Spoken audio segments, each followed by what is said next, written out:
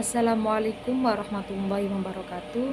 Di sini saya akan menjelaskan materi yang berjudul Keselamatan dan Keamanan Laboratorium terkait tugas mata kuliah pengelolaan laboratorium. Perkenalkan, nama saya Sakina Anasti Mutia dengan NPM 2111060145 dengan dosen pengampu Ibu Aryani Dwi Kusumawardani, Magister Pendidikan. Baiklah, saya akan memulai keselamatan kerja di laboratorium yang harus diperhatikan. Laboratorium adalah salah satu tempat yang sangat menarik. Ada berbagai kegiatan menarik yang bisa kamu lakukan di laboratorium. Selain itu, ada banyak peralatan yang bisa kamu temukan di laboratorium, mulai dari gelas ukur, tabung reaksi, gelas beker, pembakar spiritus, dan masih banyak lagi. Namun untuk menggunakan peralatan tersebut, ada aturan yang kamu harus ketahui. Aturan tersebut dibuat agar keselamatan kita saat bekerja di laboratorium tetap terjaga. Dengan mengikuti berbagai peraturan ini, kita bisa terhindar dari berbagai macam bahaya ketika menggunakan berbagai macam alat laboratorium. Kita tidak bisa sembarang ketika berada di dalam sebuah laboratorium dan menggunakan alat dengan ceroboh. Berikutnya, aturan keselamatan kerja di laboratorium. Selanjutnya, aturan keselamatan kerja di laboratorium.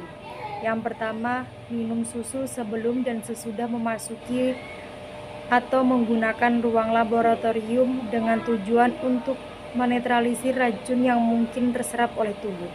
Yang kedua, menggunakan perlengkapan laboratorium seperti baju lab atau jas lab, masker dan sarung tangan untuk melindungi tubuh dari berbagai hal yang tidak diinginkan.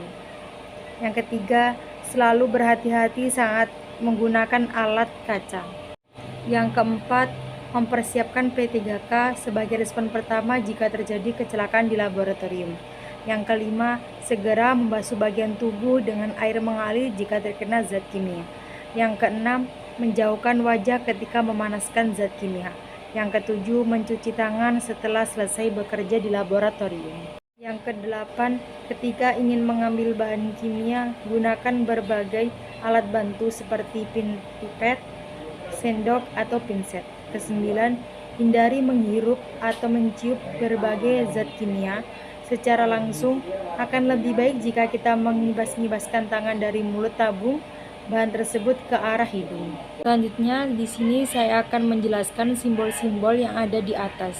Yang pertama, eksplosif atau mudah meledak, yaitu bahan yang satu ini adalah bahan yang mudah meledak atau eksplosif. Ledakan pada bahan tersebut bisa disebabkan karena beberapa hal, seperti benturan, pemanasan, pukulan, gesekan, reaksi dengan bahan kimia lain, atau karena adanya sumber percikan api. Yang kedua, oksidising atau oksidator. Oksigen diperlukan agar pembakaran terjadi. Pengoksidasi dapat berbentuk gas atau oksigen atau okson, cairan atau asam nitrat, larutan asam flarok, dan padatan kalium permangan natrium kloroid.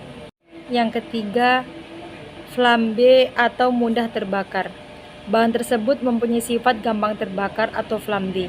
Bahan gampang terbakar juga dibagi menjadi dua, yaitu extremely flambe atau aman sangat mudah terbakar, dan highly flambe atau sangat mudah terbakar. Selanjutnya yang keempat, toksis atau beracun, menunjukkan sebuah bahan kimia mempunyai sifat beracun. Keracunan yang diakibatkan bahan kimia tersebut bisa akut dan kronis, hingga bisa menyebabkan kematian pada konsentrasi tinggi. Yang keempat, corrosive atau korosif, berarti bahan kimia yang bersifat korosif dan dapat merusak jaringan hidup. Jika bahan tersebut memiliki sifat korosif, pH dari bahan bersifat korosif lazimnya berada pada kisaran 2 atau asam kuat atau kurang lebih 11,5 basa kuat. Yang kelima, harmful dan iritasi atau berbahaya. Simbol ini dibagi menjadi dua kode, yaitu kode XN atau harmful dan kode XI atau irritants. Kode XN akan menunjukkan resiko kesehatan jika masuk melalui pernapasan atau inhales, melalui mulut, ingestion, dan melalui kontak kulit. Untuk kode XI, resiko inflamasi jika bahan kontak langsung dengan kulit dan seleput lendir. Yang keenam, Dexphone for environmental atau berbahaya bagi lingkungan. Simbol yang satu ini menunjukkan bahayanya suatu bahan jika dilepaskan ke lingkungan. Bahan ini dapat mengurasi ekosistem suatu tempat, bahkan hingga merusaknya. Yang kedelapan, very toxic atau sangat beracun. Bahaya yang bersifat sangat beracun ini dapat lebih sangat berbahaya bagi kesehatan dan menyebabkan sakit kronis, bahkan kematian. Demikian materi saya tentang keselamatan dan keamanan kerja di laboratorium. Pesan saya agar kita harus hati-hati di laboratorium dan harus mengetahui tata tertib kerja di laboratorium. Sekian dari saya. Terima kasih. Wassalamualaikum warahmatullahi wabarakatuh.